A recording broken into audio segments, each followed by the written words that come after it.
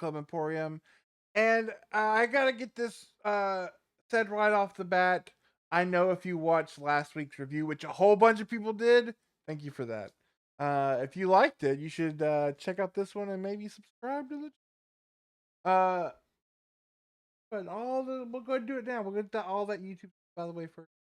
To tell you that the movie that I said I was going to review this week is actually going. I'm going to actually have to talk about it next week because I was unaware that the movie that came out this weekend was coming out. And as somebody who has uh, covered the first two chapters of this now trilogy, and has also been at some points the lone positive voice for it, I felt it incumbent upon me to interrupt your regularly scheduled program because this week we are talking about The Strangers Chapter 3. The end to this weird remake trilogy experiment and how it goes because, again, it seems that almost the entire internet community uh, really hates this movie. So we're gonna see where I land because I've been very mostly positive on what we've seen so far. The first one I thought was a more I understand that the Strangers, the OG of Strangers, is a very terrifying, very excellent horror film. Uh, the chapter one, this remake trilogy, I was actually able to go see with my son. He really enjoyed it, having not seen the original Strangers. I felt this one had a little more uh rewatchability factor in the fact that it kind of felt a little more popcorny, a little more accessible out in the mainstream of horror as opposed to how dark and twisted that the original Strangers is. And chapter two, I felt mostly interested to see how we were going to conclude it because it is definitely a middle film. Um, I felt it was an okay entry with some weird choices, but it is Rennie Harlan. Um, but I was really gonna have to know how it stuck the how it did it stick the landing. And so that's what we're gonna talk about now. This is the third and final chapter in this experiment we did where we're gonna take one single little movie, kind of a little indie gem, uh, and not only and we're gonna hobbit it, baby, because we're gonna make it into three movies, with new characters, new lore, and the only thing being the crossover is the idea of strangers in these three very recognizable masks knock on your door asking for that darn Tamara, and then things don't go well. And the second movie is definitely a mix of yeah, I saw Halloween too, and a lot of lore. So now we are with the third film, and I gotta tell you, if you did not like chapter one or chapter two, uh, this in no way will change your opinion. Because this movie is an hour and 20 minutes long.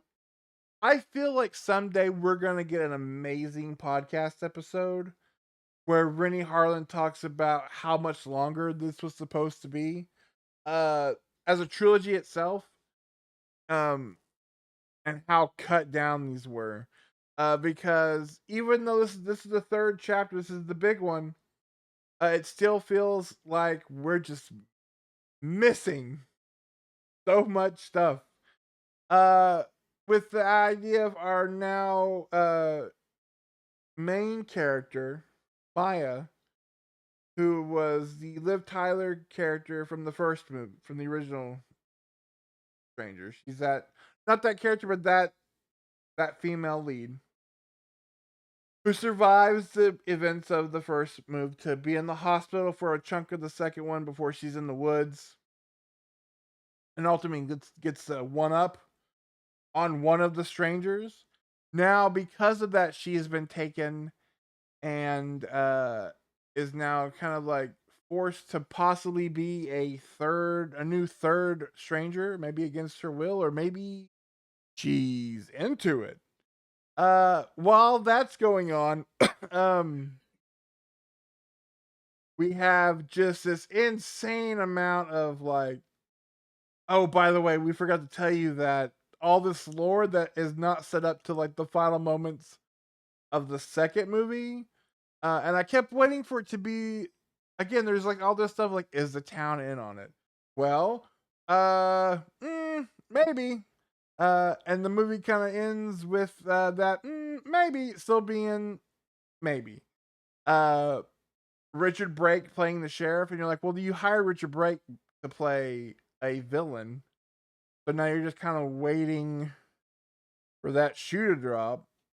Uh, and then you also had all that's going on, and then you have Maya's sister and her rich but dumb husband and their equally dumb bodyguard uh coming to town looking for Maya. And again, the movie does all this stuff and then goes, "Oh shit, there's 20 minutes left. Okay, we got to end this trilogy now." Uh and ends the trilogy with a possible fourth entry. So, hey, whatever. Uh I having said that,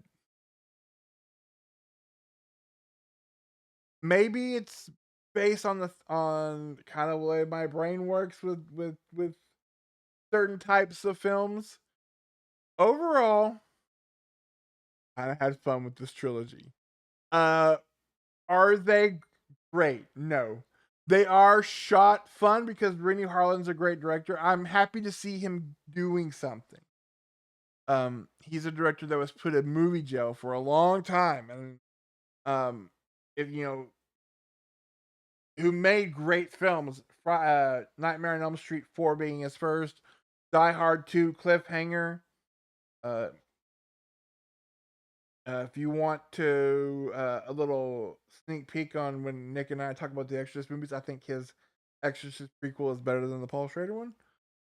And so it's nice to see him doing something, and I do like the idea of being like going all in.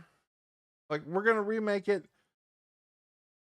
Okay, we're gonna make it a little more accessible. That's okay. Uh, in some instances, that's like mm, to me, the strangers. I don't know why, because I'm usually so against that with the strangers because maybe the strangers feels too real. That popcorning it makes it a little more fun. It kind of makes me feel like, oh, I'm at the theater and I'm watching a slasher film instead of, oh my god, can you believe this? Yeah, no, it's not Dateline. It's a real. It's just a movie. But my god, um, and they're dumb. It's a dumb trilogy. I had a lot of fun with it. I would describe it to you this way: The Strangers, the OG, The Strangers, and to a lesser effect, but still, Pray at Night. Those are movies, like real deal movies. This Strangers trilogy is like, when you're on whatever social media you're on, as long as they have a video format, whether it's Reels, TikTok, or anything like that, and you come across these movies that are made specifically for that platform. And they're like, it's a movie that's like broken up into like 7-minute chapters or episodes. And they are so wild and overly unnecessarily complicated. I'll give you an example because the one I saw the most recently on that keeps getting advertised to me is there is a billionaire arms dealer who is feels he's being followed to be murdered. So he goes into hiding as a truck driver, and while driving his truck, stops the woman from being beaten up by bike gang. Uh, and in doing so, they bone. And then 7 years later, he is still in hiding because there's still people out to kill him, even though he's a billionaire arms dealer. But now, they have a child together. And she is also a billionaire. But now he's trying to come to terms with the idea of being a father. They're having a real, like, Goldie Hawn, Kurt Russell, overboard hate relationship because she thinks he's in hiding because he's a deadbeat dad. But no, it's because he's trying to avoid being murdered. Meanwhile, he's also an arms dealer, so we got to do arms dealer stuff. And if that sounds insane to you, because it is. However, on a night when you're home alone, you will catch yourself an hour and 45 minutes deep into these reels before you look at yourself and go, what are you doing? Why are you watching this? And that's what this Strangers trilogy is. And you know what? I'm unashamed to say, I'd roll the next episode. If they do more, awesome. If not, this is fun crap that I'm gonna enjoy. I cannot sit here and tell you, hey, everybody else on the internet is wrong. These movies are great. What a great thing to have happened. And now we get to the epic conclusion of this great thing. Hell no. However, if you ever catch yourself at 1 in the morning, can't sleep, and you're like, oh my god, he's a billionaire and an astronaut, and his wife's cheating on him, you're gonna enjoy this trilogy. So with that in mind, uh, take it for what you will. I had fun with this, but I know that I am in the smallest of any internet uh person who's ever gonna talk about these movies.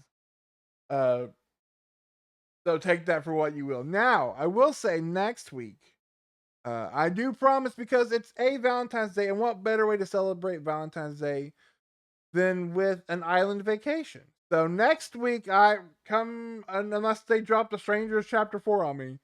Next week, we will celebrate Valentine's Day talking about the brand new Sam Raimi joint.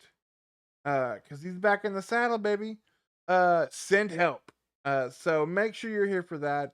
And then make sure you're checking out all our other videos. Last week we talked about Iron Lung.